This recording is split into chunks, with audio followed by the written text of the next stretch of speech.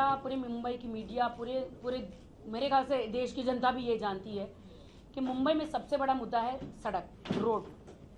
यहाँ पे इंसान पैदा होता है, आता है, जाता है, जिंदा होता है, मर जाता है, लेकिन मुंबई की जो सड़कें हैं वो कभी ठीक नहीं होती। उसके जो गड्ढे हैं वो कभी ठीक नहीं होते। बारिश में मुंबई की हालत इतनी बदतर हो जाती है, इतनी बुरी हो जाती है कि स्लम्स एरिया में जो पानी है वो उनके घरों तक घुस जाता है।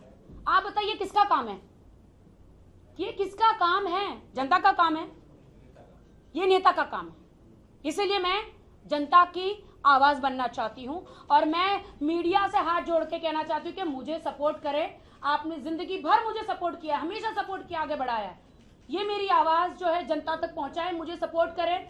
और मीडिया को पूरा अधिकार होगा, अगर मैं काम नहीं करूं, मीडिया को पूरा अधिकार होगा, जनता को पूरी अधिकार होगा कि वो मेरे खिलाफ जा सकते हैं।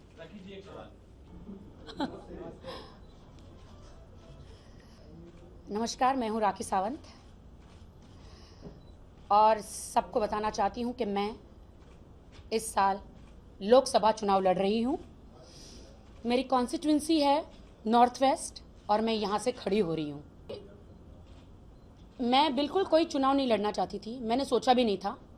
मैं एक अलग फील्ड से बिलोंग करती हूं, लेकिन जो नॉर्थ वेस्ट की जनता है, जो यहाँ के, उन्होंने मुझे ज़बरदस्ती पकड़ के खड़ा किया और कहा कि आपको हमारे लिए लड़ना है। इसलिए मैं उनके लिए चुनाव लड़ना चाहती हूँ और उनके जो हक है वो मैं उन्हें दिलाना चाहती हूँ। इसलिए ये बहुत ही गंभीर जो ये फैसला है मैंने किया है और मैं पूरी कोशिश करूँगी कि अपने प्राण देकर भी मेरी जनता के लिए, मेरा जो एरिया है, जो मेरी कॉन्स्टिट्यूंसी है, मेरे जो लोग हैं यहाँ के, उनके लिए मैं पूरी कोशिश करूँगी उनका हक दिलाने के लिए। मैं बीजेपी मैंने कभी ज्वाइन नहीं किया और मैंने सिर्फ उनके लिए कि हर चैनल की, हमेशा मैं चैनल में रही हूँ, लोग जानते हैं मुझे, तो इसीलिए मुझे पूछा गया था कि आप कौन से चाहती है कि कौन सा पीएम बने, कौन से नेता पीएम बने। तो मेरे वो विचार थे, मैंने ज्वाइन कभी नहीं किया, बट ये मेरे विचार थे कि मोदी जी पीएम बने। ये मैंने अपना सिर्फ एक विचार मीडिया के सामने, जनता के सामने रखा था। मैंने ज्वाइन कभी नहीं किया, तभी भी मैंने नहीं सोचा था कि मैं चुनाव लड़ूंगी। लेकिन जनता, यहाँ की जनता, पुलिस वाले, खास करके मैं पुलिस की बेटी हूँ, पुलिस वाले जो हैं उन्होंने मुझे कहा कि मैडम हमने खाकी पहन ली है तो अब हमारी जान नहीं जानी चाहिए, क्या आप हमारे लिए नहीं लड़ेगी, क्या आप हमारे लिए कुछ नहीं करेगी? कोई हमें पूछता नहीं है, कोई हमारे लिए कोई कुछ करता नहीं है। आप एक पुलिस वाली की बेटी हो, आप एक पुलिस वाली की बेटी हो, क्या हमारे लिए कुछ नहीं करेगी? तो मैंने कहा कि क्या बोल रहे हैं, मैं क्या कर सकती हूँ?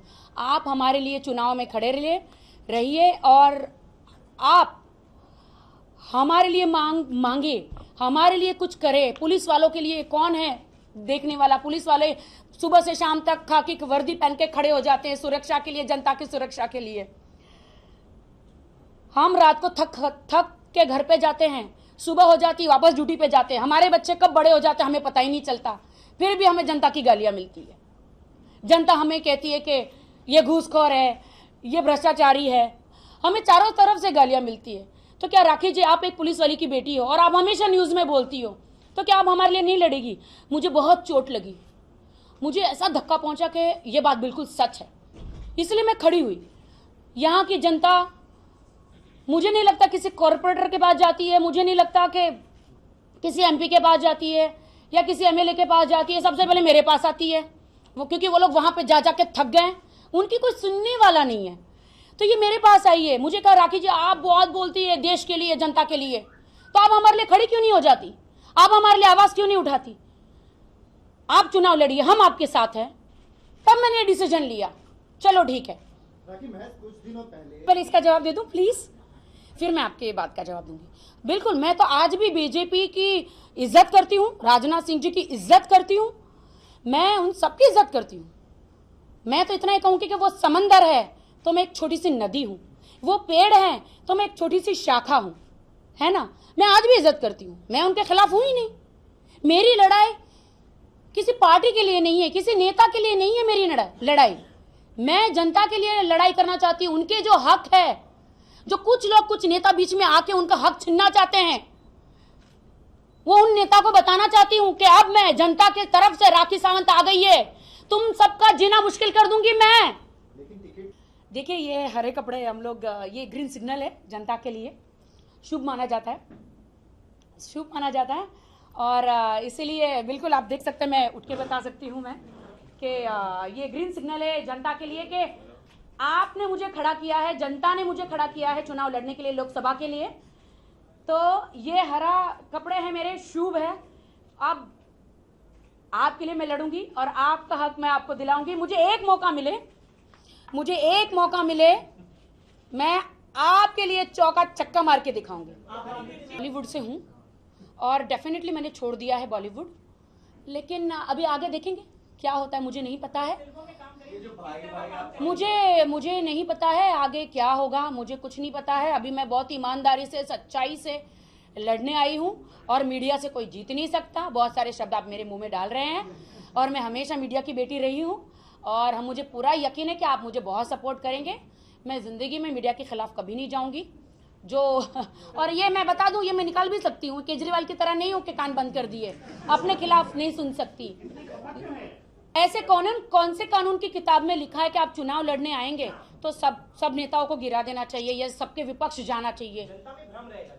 जनता को मैं एक ही बात कहना चाहती हूँ कि अगर आप चाहते हैं आपको आपका हक मिले तो मुझे चुनिए, मुझे वोट कीजिए। मुझे नहीं लगता कि कोई और आपके हक के लिए लड़ सकता है।